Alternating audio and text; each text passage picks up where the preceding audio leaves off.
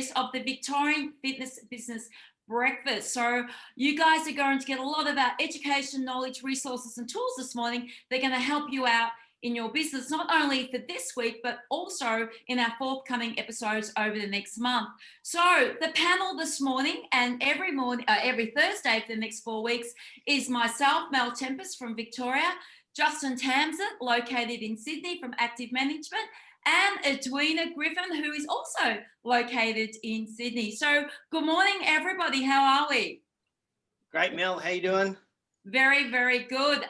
Bit chilly here this morning in Victoria, but I'm thinking it's a little bit warmer up there in Sydney. We had a couple of good days up here, weather-wise. It's been so beautiful. Yeah. Fantastic. So we've got an exciting morning ahead of you, and Edwina has organised our guest this morning, John. But before we kick off, Justin has a great story for everybody this morning. So all yours, Justin. I would love to say it's a great story, Mel. It's actually an interesting story and a sad story. Okay. And I know this means a lot to a lot of people, the support that is being given all around the place. But it was brought to my attention this week that in a club somewhere in Australia that will remain anonymous, one of the staff members there actually tried to commit suicide in the club.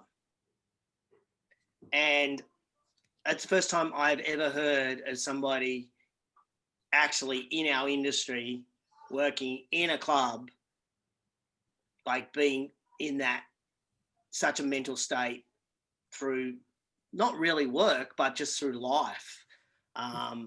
And that has had a massive impact on the team. The members have been kind of, what would you call it, shadowed from it. So that they don't really know too much what's going on, but certainly it's had a big impact on the team. And I know you've talked about this a lot in different conversations that I've heard you say over the last 6 months, just how frail mentally so many people are, from business owners to business managers to team members, that I know it's a melancholy way to start, but I think it's the brutal fact of what we're going through. And yeah, I just thought I'd start that and just say to if the club that what this happened in and the owners that this happened with, watch this show, you know, my thoughts and prayers are with you guys for sure. And I would speak on behalf of the whole of the industry that we really feel for you guys at the moment. It's you have to say, Justin, I mean, that's terribly sad to hear something like that, but it's becoming a conversation that we're having a lot at the moment, isn't it, in the fitness industry?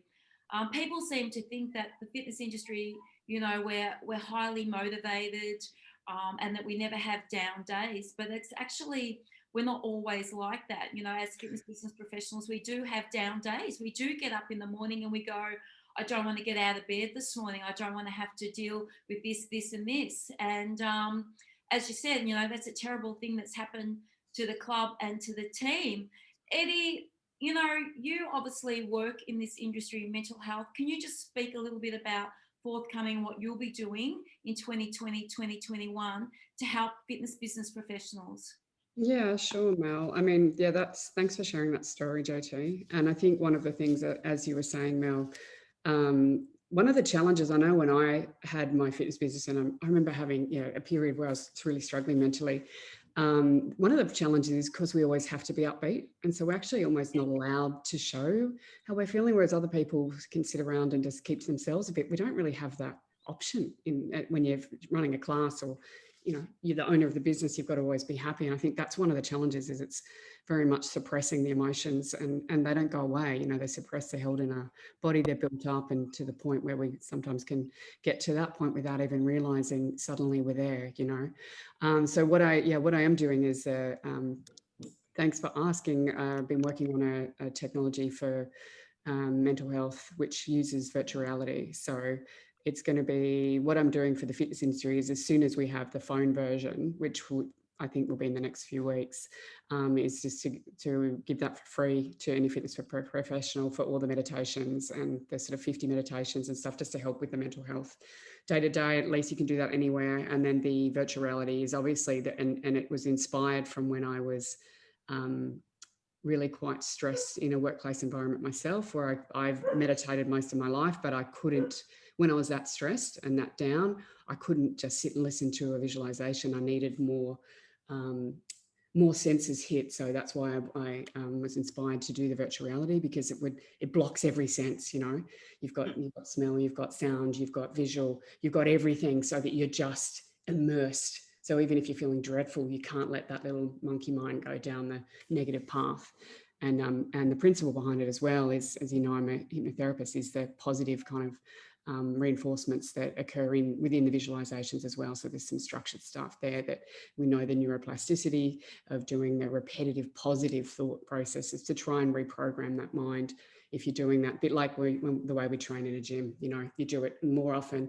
They're shorter kind of meditations to enable people to just try and fit that into their day, reprogram, and just listen again, like we start someone who's just starting weight training. And I think, you know, like you say, it's something that I think it can be pushed to the side if you don't prioritize it. So I'm hopeful that we can have more conversations like this, and I'll certainly be getting out and sharing a bit more about that in the future. But yeah, as soon as it's out, I'm going to share it. Before we get you to introduce your guest this morning, you and I have had conversations on the phone where I've said to you, you know, the club's reopening.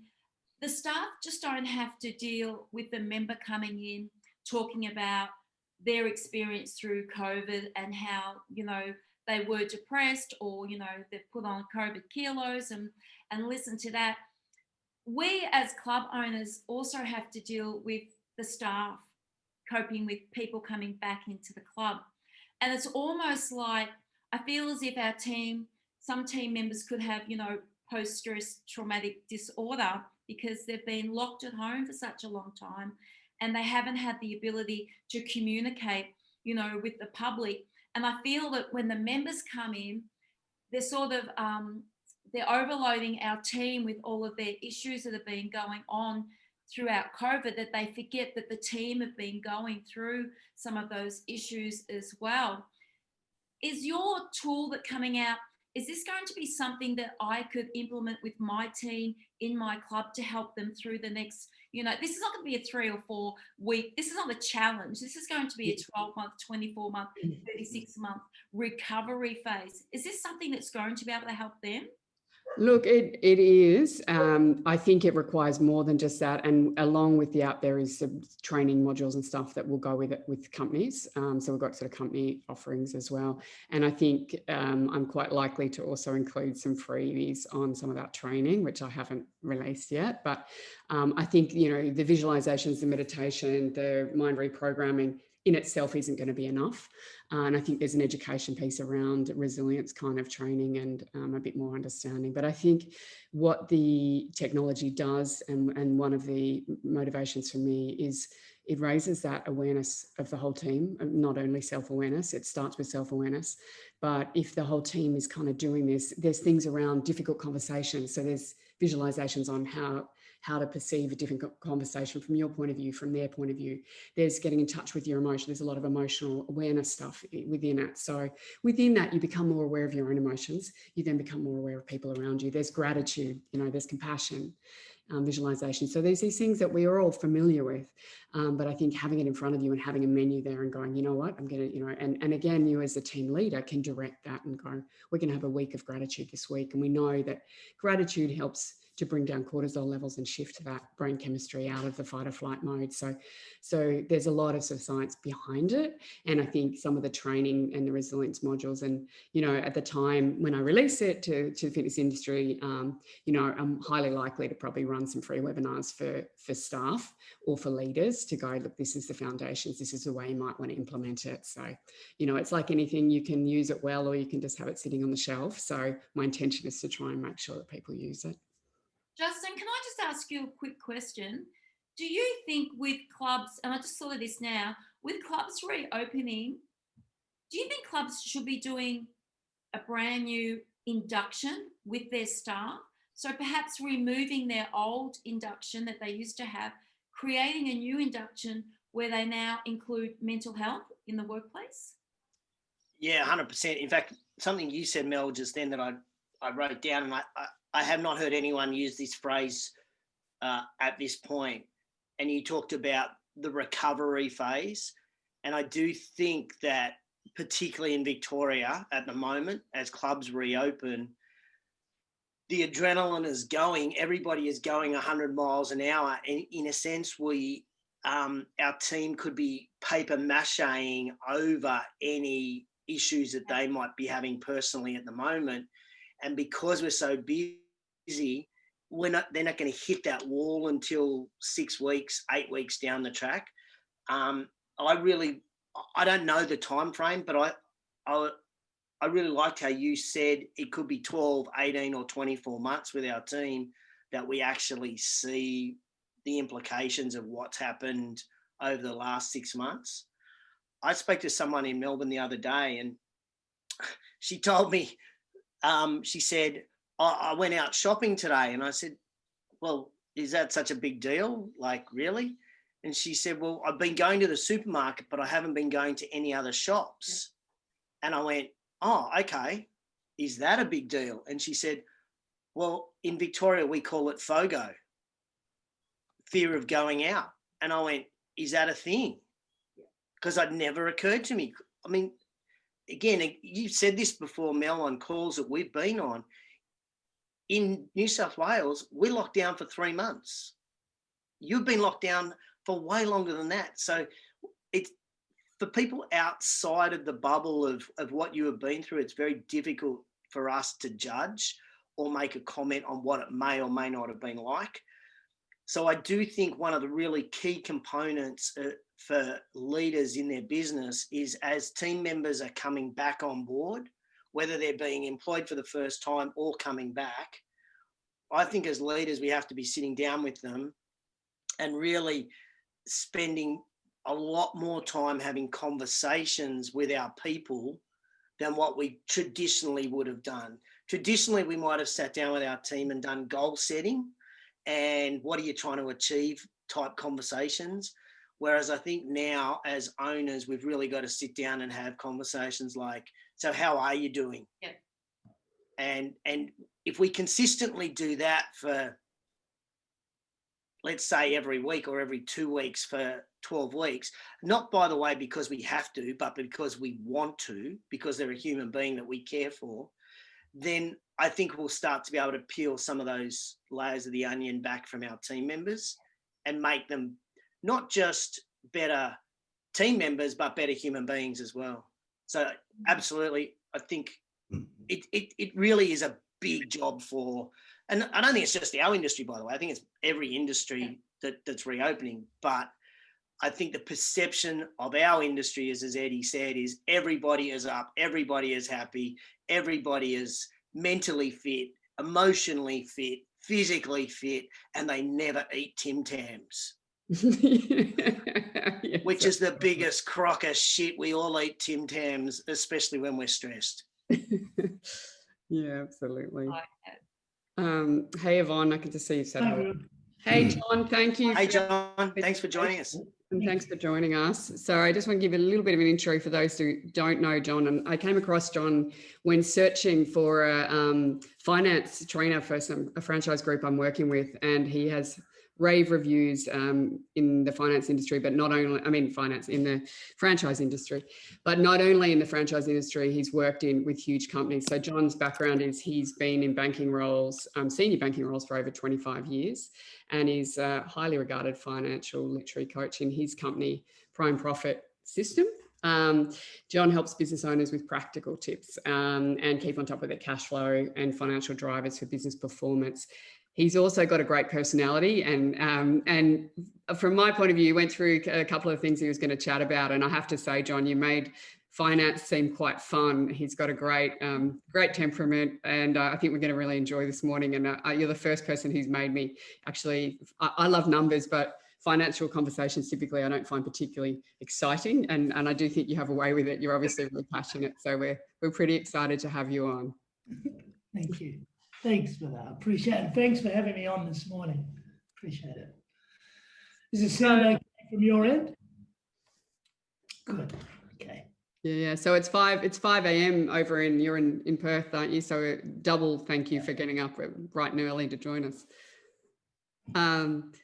So John, you know, Mel's obviously in Victoria with the gym, and she's mentioned a few things around the Victorian businesses and the struggles that people are having now with financials and the struggles of, I think some of it, Mel, from what you said previously, and you may want to jump in here, but is around the fact of people sort of accepting where they're at now as well, and knowing, you know, it's that whole thing when you're in that panic and stressful mode of you can't even think what to do next, you know, and you're in the sort of autopilot of just doing and surviving, not necessarily planning. So I think everybody, John, at the moment in Victoria, if they're a club owner, just goes into reactive mode. So as soon as they're told what they're allowed to do, they go into this reactive mode, and it's reacting based on their bank balance. So sadly, the majority of club owners, they get into the industry because they're passionate about helping people. They didn't get in the industry to make money. They didn't get in the industry because, hey, this is a great investment. They got into the industry because they wanted to help each other. So some of the things that I've seen in Victoria over the last 7 to 8 months has been people weren't even aware of what their spend was in a club. So in the first couple of weeks, you know, I said to people, get your profit and loss statement out and actually go through and see what you spend, and then what you don't really need, get rid of it, and actually look at your credit card statements. How many subscriptions have you got that you've forgotten about? And I was guilty of this myself. You know, I went, well, look at all those Apple things coming out. What the hell am I paying Apple for? You know, and I was just like, holy, you know, so even I was going, yeah, I didn't even know I had the Calm app. I don't even use the stupid thing. So all of these little things were going on. But then it got into the bigger picture. Then we had sole operators who couldn't get any government assistance whatsoever. These people then had to go and borrow money off family, and now they've got to pay the family back. Then there were people that had business loans that have had to go into interest-only mode. And eventually, as you know, that debt has to get paid. It can't be interest forever. And then you've got the rental situation where, you know, they haven't been paying rent for 6 or 7 months, but the moment they open their doors, they've got to start paying rent, but they've got no money in the bank to start paying the rent. So that's another issue. And the one I spoke to Edwina last night that's just absolutely flabbergasted me is the amount of club operators who opened their doors last week but didn't turn on their direct debits, instead have said to their members, hey, club's open, come pay a casual visit. Now, I could be wrong, so everybody here, please correct me. Is their mental process, oh, hey, I'm allowed to have 20 people at my venue, so I'm going to get 20 people an hour and let me charge $7 a head, 20 people, going to be here for 12 hours, and they get the calculator out and they go, woohoo, going to have this much money come in every day. Hey, that's more than my direct debit. So I'm going to make more money not switching my direct debits on, but I'm going to make more money collecting casual visits. And then they make a very, very vital mistake. They go, and you know what, people? We're going to take casual visits too. So they're not even being loyal to their members. So my question just on that specific one is, why the hell would a club do that? Is it really because they got no money in the bank? So, and thanks, Eddie. I got your email last night. It's an interesting one. So they're trading off cash flow for profit. But the problem I see with that, they're thinking, well, why wouldn't I charge this person this rather than just take the smaller fee? And that's all well and good. But if the casual people don't roll up next month, they've lost.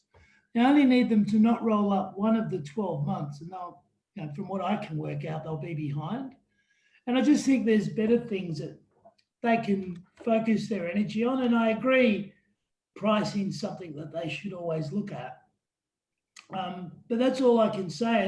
And direct debits are amazing. I mean, they don't go into business to bookkeep, but one of the most difficult things is collecting on debtors.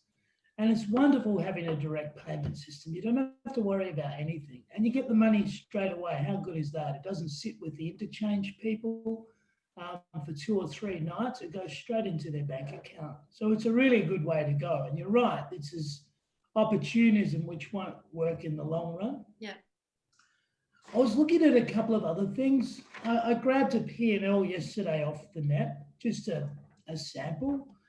And I'll peel off a couple of things that I've worked out. I've worked out that when we earn $1 in sales in the gym, about 10% disappears in variable costs, you know, stuff that it takes to make the sale. It could be a couple of little products or towels or something. And therefore, every time they spend $1, they need $1.11 in sales, but they can take it deeper and they can work out now. Some of them are going to have to inject some money into a marketing spend to get things going, perhaps. I've worked out what they would need. They spend $2,500 on marketing. They need either 5 new members or $2,700 in sales. But I looked at changes to pricing as well. And I looked at an average member spend of $500, averaged out what the total year's sales are. If they put their price up by 5%, they can drop their membership base by 3% and still make the same money. Alternatively, if they drop their price by 5%, thinking they'll win more people, then they'll need to increase their member base by about 6%. So I suppose what it tells you is they can change their pricing, but I'll tell you what, having members who pay through a direct debit system, having worked with other businesses, the bane of their existence is collecting money and having loyal customers continually flow through. I think the best thing that they should be doing is upselling members. Yeah. And this is probably the bit that I'll really look forward to sharing with them. If they were to sell, I've worked on an average member spend of $500. If they upsold every member just $1 a month, and that could be 1 out of 10 members, $10 a month, but $1 a month is the equivalent of gaining 10 new fully paid members for the year. It would just go straight, the impact on the bottom line is enormous.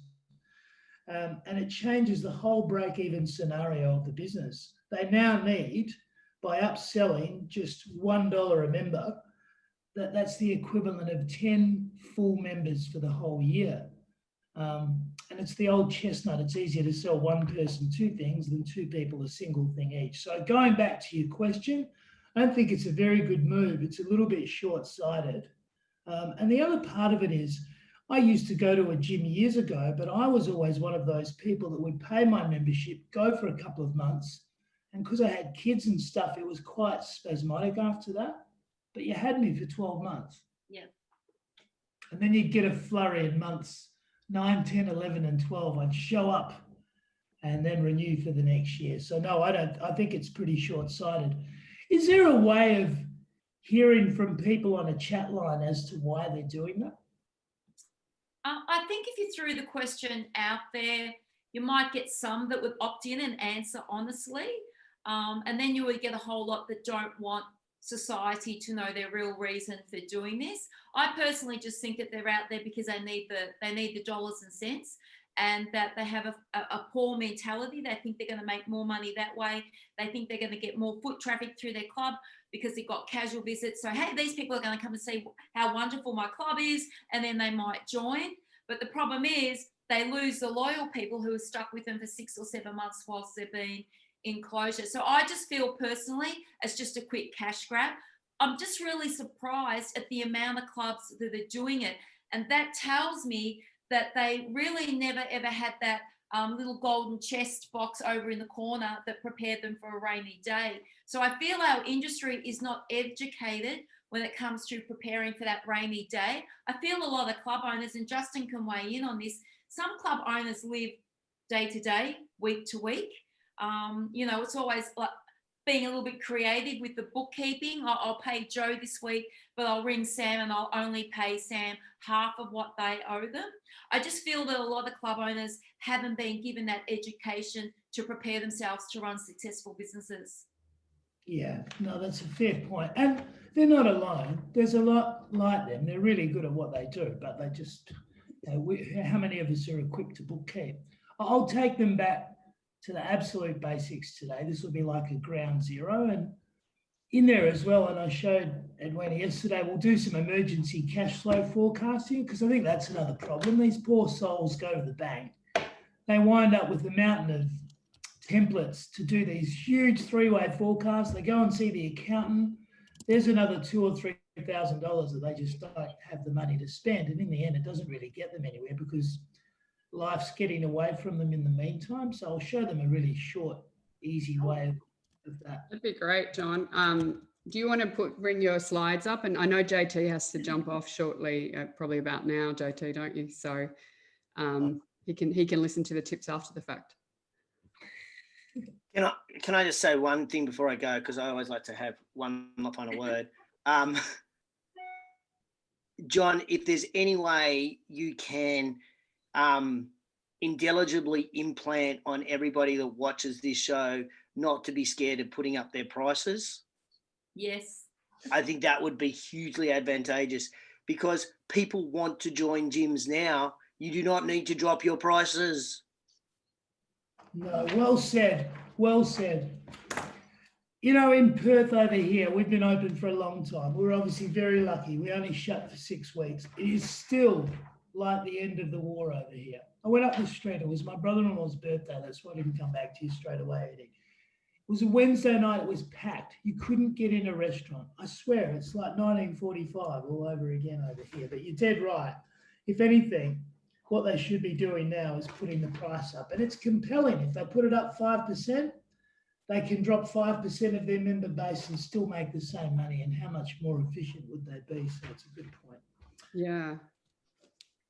I liked your example. Was it put it up $1 and it was the equivalent of, was it 6 new members? Well, there's two ways they can, there's two things they should focus on. I'll cut away from all the other stuff. One is they put their price up. Well, they put their price up by 5%. That's not exactly enormous. For a $500 a year member, that's $2 a month. Now, I'm not going to walk anywhere else for $2 a month. But if they do that, it's like increasing your sales by 5.5%. And that's like getting 10 fully paid members, just doing that. And then there's the upsell. I mean, the upsell is like gaining 10 new members as well. And it's just $1 a month, that's all.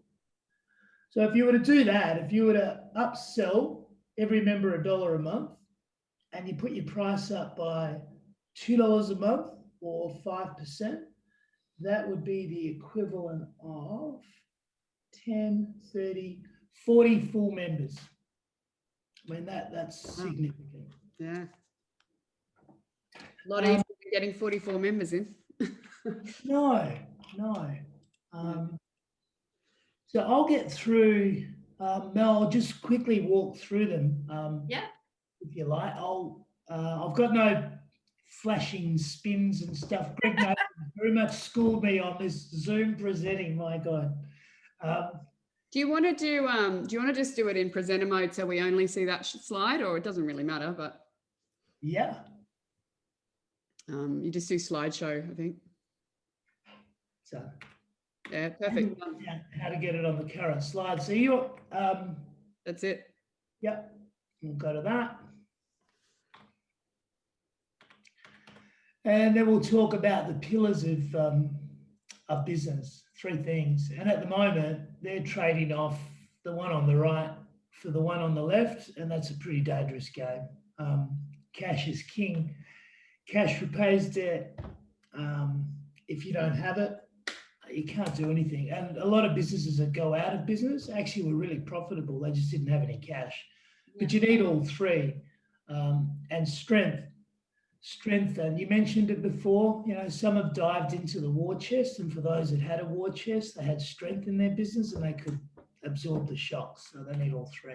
And then we'll just launch into 5 things. And I was saying to Eddy, and I'll mention it to everyone, many years ago, I worked for a major bank, and we were doing the credit policies to lend to franchise groups in different sorts of industries. We'd never done that before. And we were given, it was literally hundreds of loans that hadn't gone so well. And we put them into 5 funnels. We worked out there were 5 things that were causing all of this, 5 different things. And then I thought, well, if we flip that on its head and people actually did those 5 things well, then that would be the reasons for success. So these were the 5 things. And the first one I'll spend a fair bit of time on, because this is the dynamic that JT was talking about before, just the whole pricing bit. And my lead there will be that pricing's their most critical decision. We'll go into their features, because this is probably the bit they're trying to play on all sides. These people have such a quality product. It's there, it's available now, it's amazing. I can just walk straight in and have it. And if they're trying to play in that low price side, they're going to lose, because you can't have all 3. And we often know where businesses stand in all of that. So I'll give them 5 tips today. That's the first one. Break-even's changed. Whether they're going good, bad, or indifferent, their break-even position's changed, and they need to know it. And they need to know it in units. Their units, I've used as members. So how many members or how many sales dollars do they need to break even? But also those other decisions that I talked about. We'll talk a little bit about cash flow. There's way not change that pick. We'll talk a little bit about this cycle. Yeah, cool. Simple cycle, but mismanaged is not so good. We'll send them 22 tips after the session. There's 3. You wouldn't believe what I did yesterday. After we chatted, taking for granted that they had direct debits. One of them is offered direct debit payments, and I thought I'll take it out because these people already do that. Then I'll get the email later. That's cool. That was that. And then this is just how do you forecast in an emergency? The old phone a friend, get whatever you can, work out your run rate every week. And it's just a good way of going into the bank. I worked in credit in the bank. God, there's a year I'll never get back. So I worked in credit, and you would get requests for temporary limits. And people would say, oh yeah, I'll pay you by the end of the month. Yeah, right. And then 2 months later, they owe more money. And that was where it got difficult. Whereas if they knew what they needed and they knew how long they needed it for, bank was generally okay with that. So we'll just talk about just every week, just keep an eye on that run rate and where you're headed. And then financial statements, I won't dwell on this, but I'm going to bring all of their financial statements together because it's pretty confusing. I do management accounting. I'll tell you what, if you ever want a fun session, you should do management accounting with accountants. They don't laugh, those people. They just sort of chuckle. But what I'll do is I'll talk through this in a little while. They actually get the cameras out. I mean, this is their life. They get a camera out and take a photo of this. That's all pretty sad, really. So I'm just conscious of time, John. Like, shall we jump in? That's all. What time is it? What time are we on? Yeah, we're on now. Okay. Yeah, so we might just get going on. Done. Because some of that stuff, I'm like, yeah, it's good. Like, let's go into yeah, the detail. Thank you.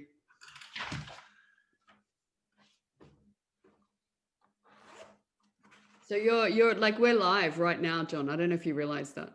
Okay. Hi, everyone. Thanks very much, Edwina. That's all good. We're going to walk through a number of things today, and I want to say a big hello to everyone that's in Melbourne this morning. I'm dialing in from Perth, and we've been really fortunate over this side of the country. So anything that to support you in re-entering the business market would be wonderful. So I want to talk about 5 things that you can do today just to support your business fitness operation.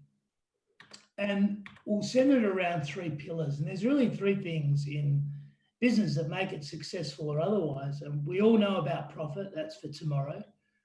But talking about the other 2 for a moment, we often say cash is king, and profit and cash can be a trade-off.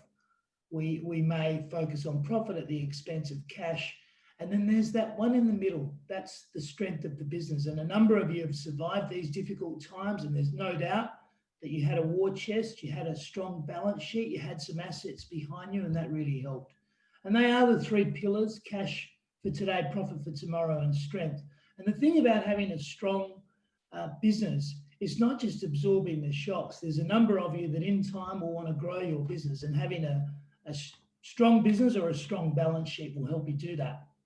A number of years ago, I worked on a project for a major bank, and they were building in policies to be able to lend to franchises and actually lend against the franchise, and also different industry groups as well. We were given hundreds of businesses and then asked to have a look as to why they hadn't succeeded. And we put them into 5 categories in the end. And to flip that on its head, if we then look at the positives, these are the reasons that businesses are really successful. And the first of the 5 is how much you sell things for, what it costs, and of course, the volume that you sell. This is really critical in your industry. And I want to share with you a concept, and it's called the pricing triangle. Now, there's 3 features to any product or service. Is it good? Is it cheap? Can you get it now? And I was the assistant coach in footy. Our kids were lucky enough to play footy over here, and I was the assistant coach, and it was more stressful than going to work. But after training, I'd take a few of the kids through McDonald's, and we came out the other end, and what I can guarantee you is this. I didn't phone my wife and say, this is the best burger I've ever had. We knew what we got. It was cheap and it was quick. And we know that and we accept that. And in your game, you've got an amazing product. It's absolutely available now. So if you try to discount pricing, playing all 3 sides of this triangle, it's pretty tough. There's a tool called Break Even, and it's a brilliant tool. And it's only limited. It's limited actually by the name Break Even, because you can do so many different things with it. And we were chatting earlier on, for those that did listen, and we were using a typical example of a profit and loss for a fitness operator. And there was a few things that we came up with. One was, if you put your price up by 5%, and believe me, these are the times, if you're in doubt, put your price up.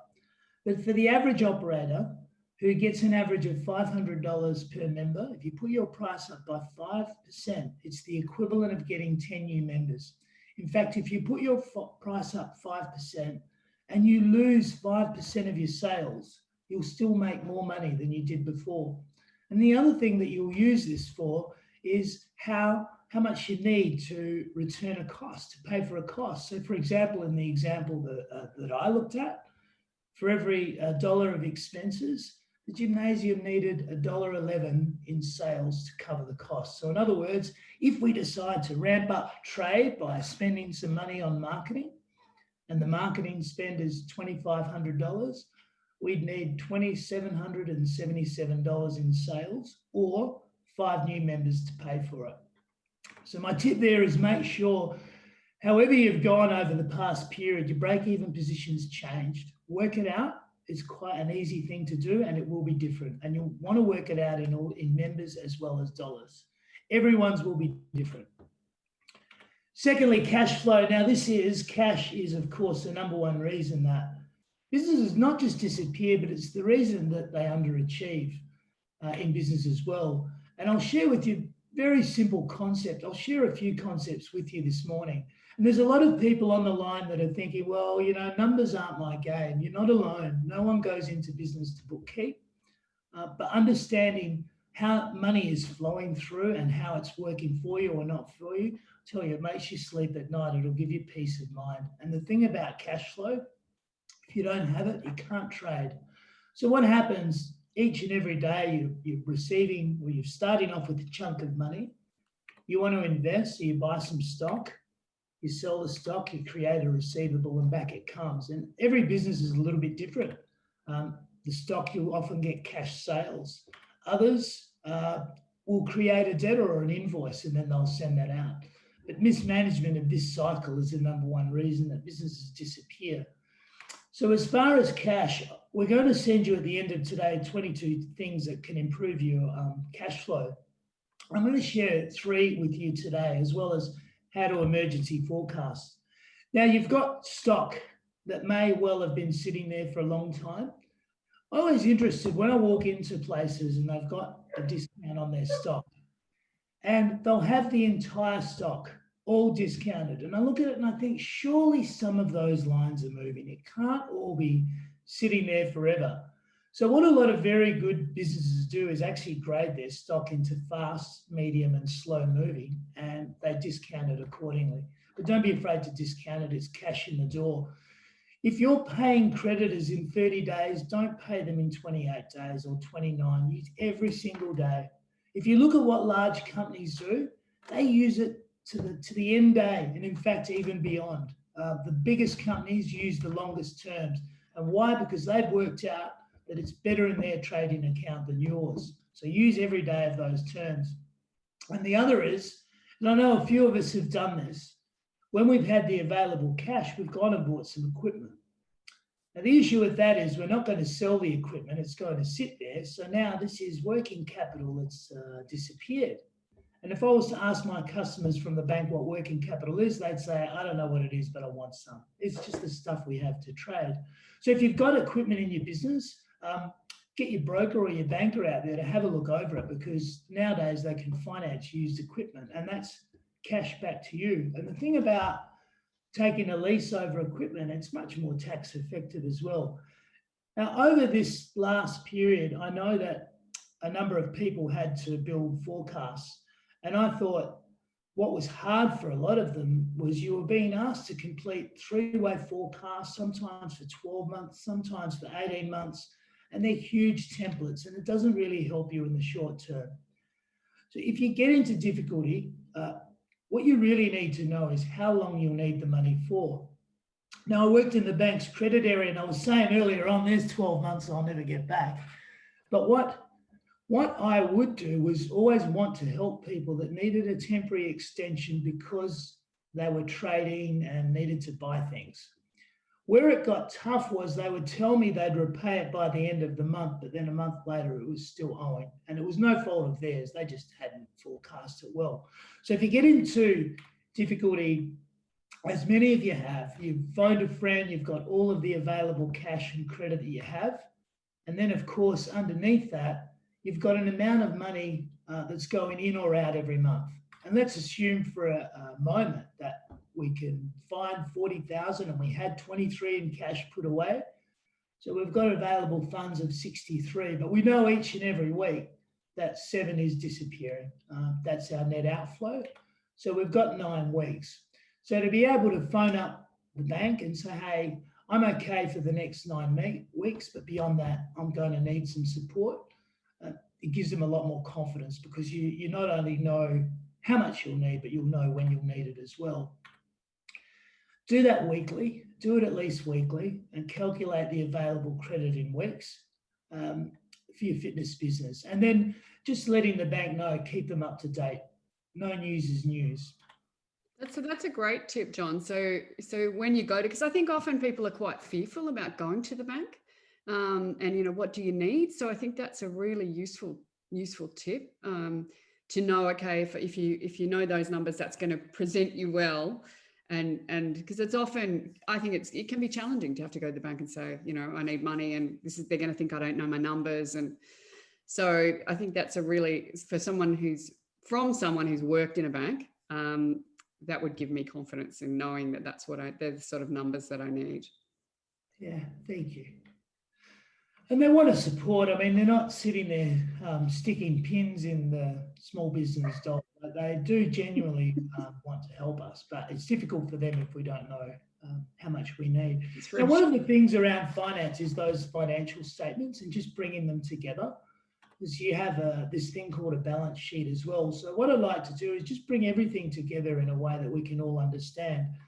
So all of us in business, we started off with the sum of money. It was what we put into the business, but it wasn't enough. So we borrowed from banks and suppliers and a whole range of people, and we pulled our resources and theirs to buy assets.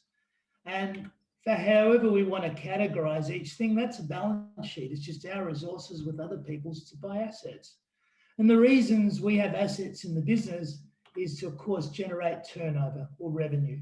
And out of that revenue, we pay expenses and then we pay tax. My son, my second oldest, has just finished uni, but while he was at uni, he started a gardening business. And now he's got 2 employees. He's a remarkable fellow.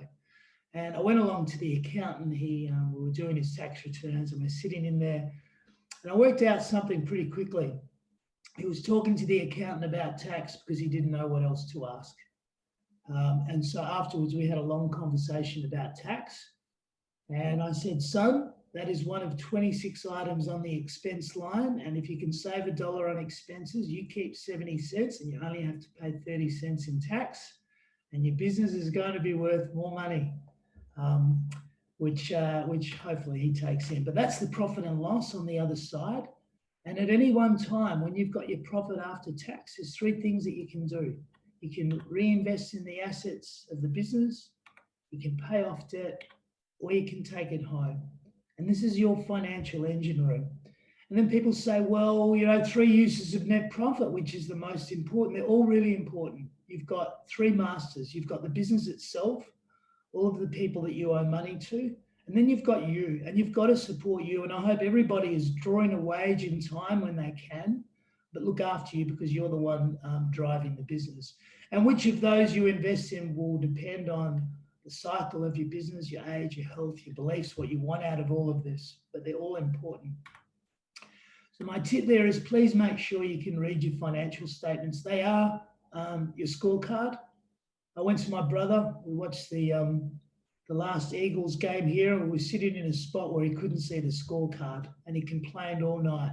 The guy owns a vineyard. He can't read his financials. He's got everything invested and he can't understand that scorecard. I think that's more of a problem.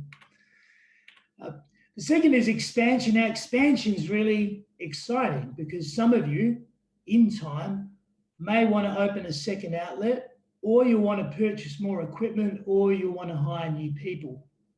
I had a great uncle over here in Western Australia who many years ago decided that he would stop selling oranges to Berry because the trade terms weren't very good.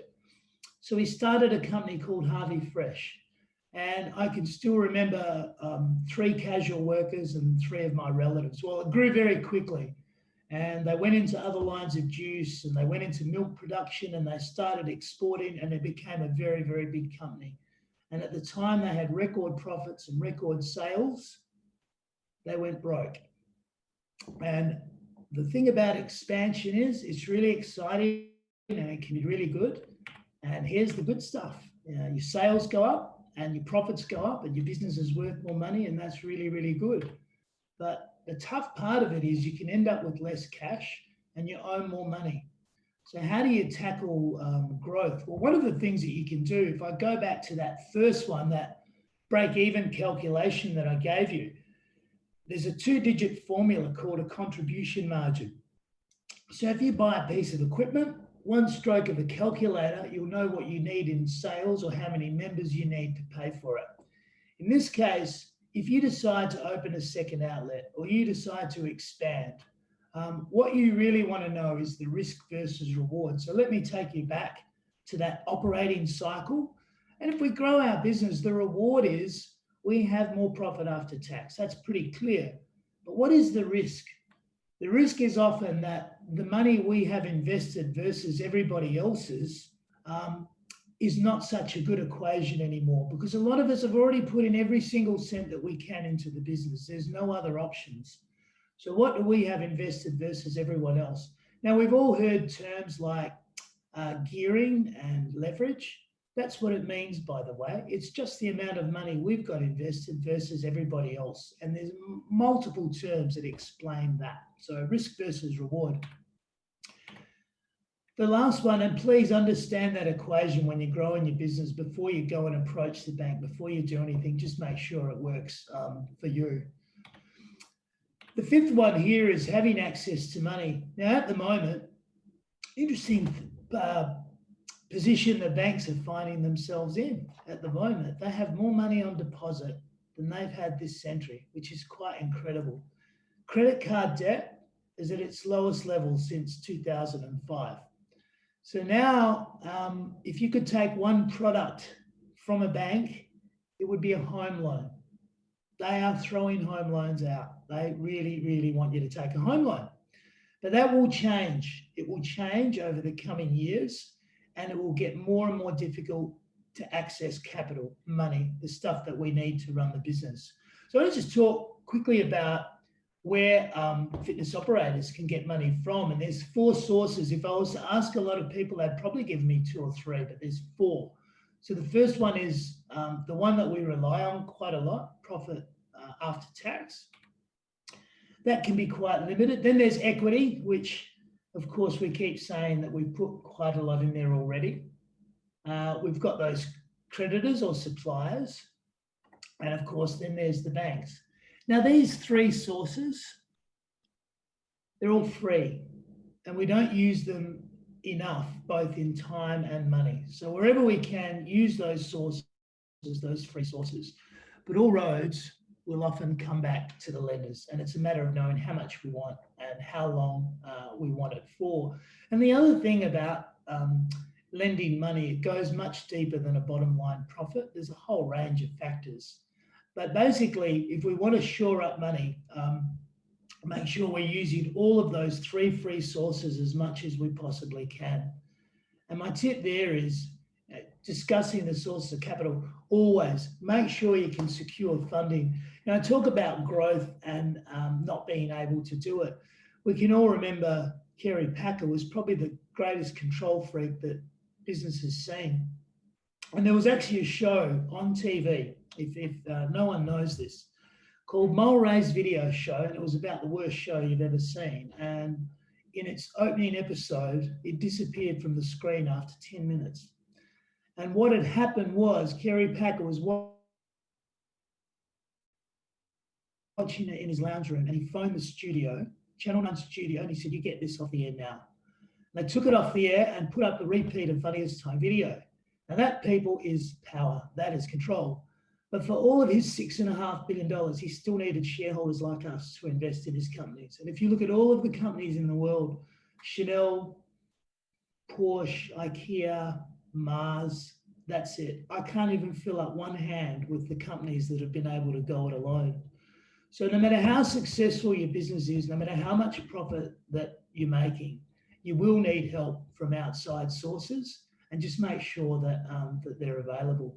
And think about it, we talked about it before, none of you have gone into business to bookkeep, but it's just such a critical part of your business. And what I can say is that if you can do these 5 things and keep an eye on these 5 things, it will give you financial success.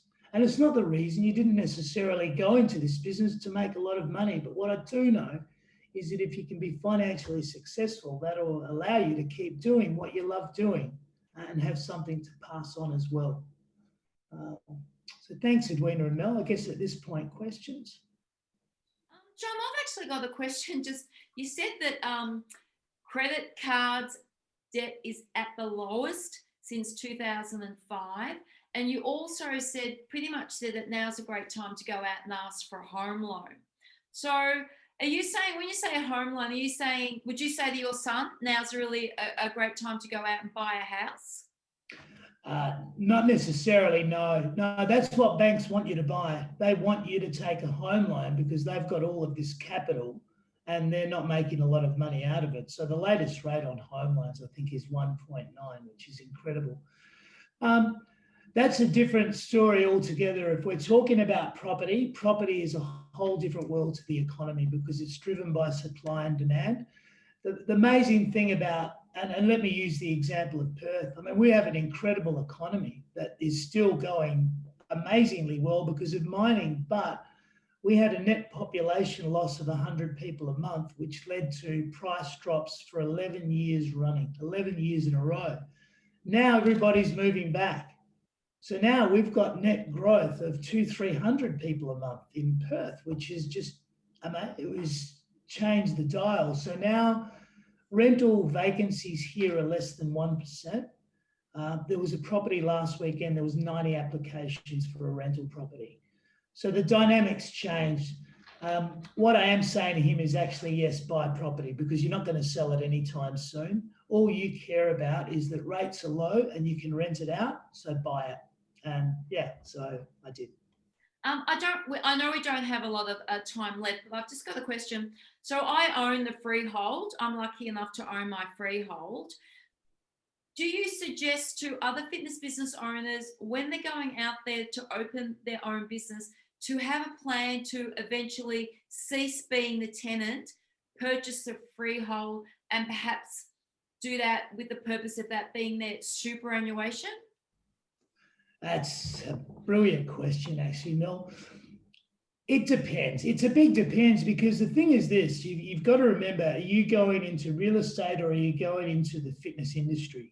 Because sometimes people try and do both and it's at the expense of the business. So what I'd say first and foremost is the business is your focus, and make sure you've got good long lease terms and you've got plenty of options, the +5s and the +5s. And that just takes away that uncertainty in the short term. Now, if you've got the money, to your point, Mel, if you've got the money to be able to buy the building and there's an opportunity to buy it and it's a great piece of real estate, sure, you could invest in that. But don't lose focus on the business. And if you buy the building at the expense of spending money on the business, then that's probably not such a great thing. So would that be, John, are you sort of saying it depends on the stage that the business is at by the sound of that? It does. And what I would say is don't lose focus on running the business. That's still the number one priority. Investing in real estate is a great thing, but it should be secondary to the business. To Mel's point, where it can become difficult is where you've got this great business and your 5-year option's up and the landlord says, sorry, I've got another big group now that's going to pay me much more rent than you can pay me. And they're going to, and of course, the thing about commercial real estate, the tenant fixes up the building. So if they can get a new tenant to come and make it a really swish building, they will. So I guess there is, we're saying, real estate investment, even if it's your own building, is different to running a business. They're two separate things. Consider that's what you're doing. And let's think for a moment of what the banks are a great example. What banks have done over the last 10 years is sold all of their buildings, sold them all and leased them back. And their premise is that they make more money out of banking than they do out of property investment. But another way of looking at it is the way Mel has as well. If we've got the available cash flow and we like the building and it's a good blue chip investment, then yes, this could be our super for a day when we actually sell the freehold or we sell the leasehold of the business and we have a tenant. Yep. Which is why we done it, John, to become the landlord of the business that we sell. Yeah. Yeah, and that worked for my business as well. I own the business and now I'm renting it to someone else. No, I don't have a gym anymore, but I've got the property. Well, that's good. That's good. I think it's just, go Mel. No, sorry, Eddie, go. No. I think it's just about doing the numbers on each, because for me, it definitely worked, longer term for the business. The amount I was paying for their mortgage and stuff was way less than the average rent. So it depends on the location. It depends on a lot of things. So. That's how property booms start, by the way. What happens is you take a Perth and there's a young couple sitting 45 minutes out of the city commuting on a bus saying, do you know, we're actually paying more in rent than we would on mortgage payments. Yeah. And then they buy. And then the next people in that suburb where they buy say, you know what, we can afford to buy a better house. And they all jump, which is why the top end of real estate is always the last one to recover. Makes sense. Well, I've had a great chat this morning, John. If anybody wants to get in touch with you, where's the best place to do that? Website. I've got a website. I might have it on the final page. John, just send me an email, john@primeprofitsystem.com. Perfect.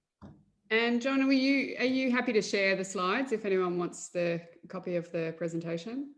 Yeah, more than happy to share the slides, and I'll send you a copy of the 22 cash flow tips as well. Oh, yeah, that'd be great because we haven't gone through all those. I forgot. Thank you for sharing so much. There's a lot covered in a short time. So yeah, if anyone's got any questions, because he did go through it quite quickly because we only had so much time. That's great that they can contact you. Thank you. Thanks so much. Any other questions, Mel, from a Victorian point of view and what's going on? No, not really. I know that there probably is a lot of questions once, obviously, club owners watch the replay on this, and I don't doubt that they'll get in touch with John. But it was really great to hear, your sources on your net profit, your equity, your credits, and I loved how you said pretty much use the terms. Wait till the last minute to pay your accounts. pretty much if it's a 30-day account, you know, you don't have to pay it at day 7. It's okay to pay it at day 30. And I think that because obviously you leave the cash in the bank. So I think that's a great reminder also. But most importantly, if people are having financial issues, they need to pick up the phone and they need to speak to their lenders before it's too late. Well said. Mm. Thank you very much. Thanks, John. Thanks, John. All right. Well, next week we've got Mel. Next week we've got Mark Matheson on for a chat on psychology. So just giving a heads up to everyone for that. Now you've all got your finances in order. You can spend the next week doing that, and then we'll have a bit of a chat to Mark, who's a psychologist specialising in sort of major sort of traumatic events and challenges. So I think that's perfect, particularly given what JT shared this morning. So yeah, and I wasn't aware of that. So just on that opening saying that we had a great story, I was not aware of JT's story. So I hope I didn't offend anybody at all. But I do wish the best of luck to that club that's involved. yeah, have a great week, everyone, and we'll see you same time next week. Thanks, John. Everyone, thanks, John.